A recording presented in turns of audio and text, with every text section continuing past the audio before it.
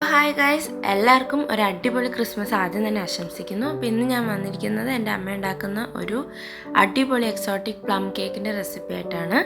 അപ്പോൾ അതിനാദ്യം തന്നെ ഒരു ബൗൾ എടുത്തിട്ട് അതിൽ മൈദയും ബേക്കിംഗ് പൗഡറും അതുപോലെ തന്നെ നമ്മുടെ പട്ട, ഗ്രാമ്പു, ഏലക്ക എല്ലാം കൂടെ മിക്സ് ചെയ്തിട്ടുള്ള സ്പൈസസിൻ്റെ ഒരിതും കുറച്ച് സോൾട്ടും കൂടി ഇട്ട് നന്നായിട്ട് ഒരു അരിപ്പ പോലത്തെ പാത്രത്തിലെടുത്തിട്ട് നന്നായിട്ട് സീവ് ചെയ്യണം. അപ്പോൾ സീവ് ചെയ്ത് നല്ല തരി പോലെ കിട്ടിയതിന് ശേഷം പൗഡേർഡ് ഷുഗർ, അതായത് ഷുഗർ പൊടിച്ചത് ഒരു ബൗളിലേക്ക് ഇട്ടിട്ട് ആ ബൗൾ മാറ്റി വെക്കുക. പിന്നെ വേറൊരു ബൗളിൽ കുറച്ച് ബട്ടറും ഓയിലും ഇട്ടിട്ട് അത് മാറ്റി വെക്കുക. അതുപോലെ തന്നെ വേറൊരു ബൗളെടുത്ത് അതിൽ ഒരു 4-5 മുട്ടയും കുറച്ച് വാനില എസൻസും ഇട്ടിട്ട് നന്നായിട്ട് രണ്ടും കൂടെ ബീറ്റ് ചെയ്തെടുക്കുക.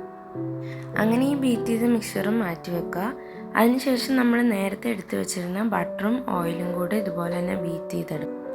അത് ബീറ്റ് ചെയ്ത് കഴിഞ്ഞതിന് ശേഷം നമ്മൾ നേരത്തെ എടുത്ത് വെച്ചിരിക്കുന്ന ഷുഗർ കുറച്ചായിട്ട് ഇതിൻ്റെ അകത്ത് ഇട്ട് കൊടുക്കുക. അതുപോലെ തന്നെ ബീറ്റ് ചെയ്ത് വെച്ചിരിക്കുന്ന എഗ്സും ഇതിലേക്ക് ഇട്ട് കൊടുക്കുക. പിന്നെ നമ്മൾ ആദ്യം എടുത്ത് വെച്ചിരുന്ന മൈദയും സ്പൈസസും സോൾട്ടും എല്ലാം കൂടിയുള്ള ആ മിക്സ്ചറും ഇതിലേക്ക് കുറച്ചായിട്ട് ആഡ് ചെയ്ത് കൊടുക്കുക.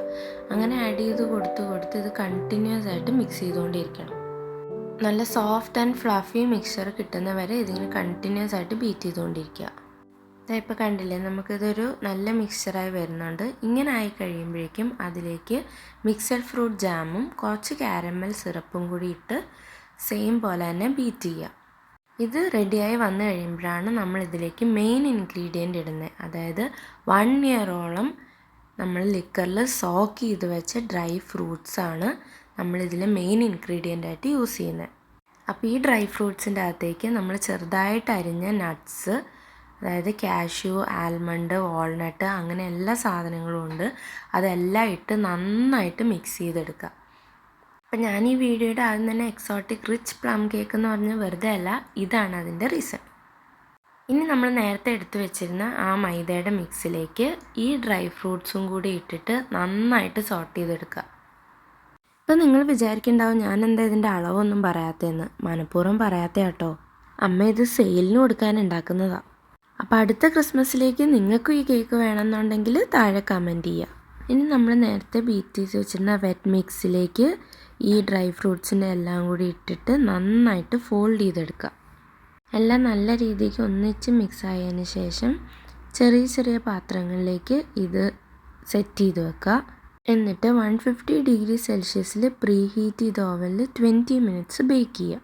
അതിനുശേഷം ഇത് പുറത്തെടുത്തിട്ട് നമുക്ക് ഇഷ്ടമുള്ള ലിക്കർ ഇതിലേക്ക് സ്പ്രേ ചെയ്ത് കൊടുക്കാം.